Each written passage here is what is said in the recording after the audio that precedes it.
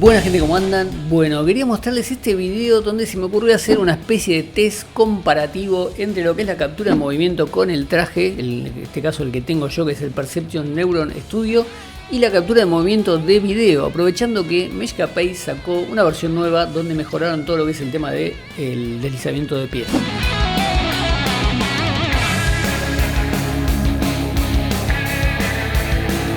Así que se me ocurrió hacer esta especie de test comparativo que desde ya les aclaro, no es como para decir esto es mejor que el otro, sino son dos tecnologías totalmente distintas, dos precios distintos y obviamente la captura de video en este caso no es la óptima que tendría que haber sido. Pero esto ¿por qué? Porque tuve que ponerme el traje de captura, hacer los movimientos y a su vez registrar en el mismo momento con video esos movimientos.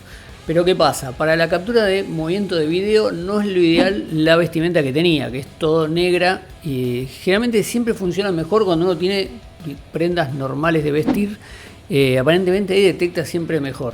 Y tampoco lo que no es ideal acá es la iluminación que tenía en mi casa, que bueno, no es lo ideal. O sea, si uno va a hacer captura de video, de movimiento, siempre conviene hacerlo con una buena iluminación o a veces en el exterior incluso. Pero bueno, es lo que había, entonces es la única forma de comparar los dos movimientos al mismo tiempo y hice varias cosas para ver cómo salen. Otra de las cosas que tengo que aclarar es que en el caso de la captura de movimiento de video uno podría corregir lo que es el tema de los pies o distintas cosas con software. O sea, en el caso, por ejemplo en mi caso yo uso iClone, pero en este caso no. O sea, lo que quería comparar era cómo quedan una y la otra. Y otra de las aclaraciones que quería hacer es que en el caso de la captura de video uno puede repetir la toma todas las veces que quiera. Bueno, con el traje de captura también.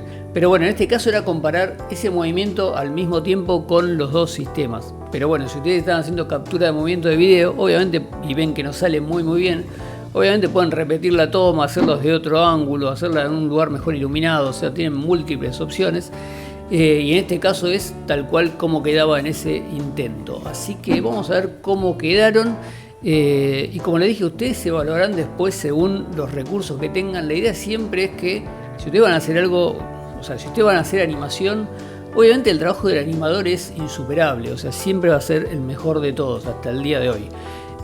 Pero en el caso que uno no pueda contar con un animador por el tema de costos, se puede ayudar por estos sistemas que son bastante buenos y bueno, por eso ahí dependerá según los recursos de cada uno qué es lo que les conviene, si comprarse un traje, si pagar una suscripción y hacerla con video.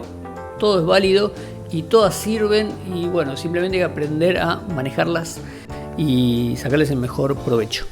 Así que vamos a ver cómo funcionó esto en estos test comparativos que hice con algunos movimientos.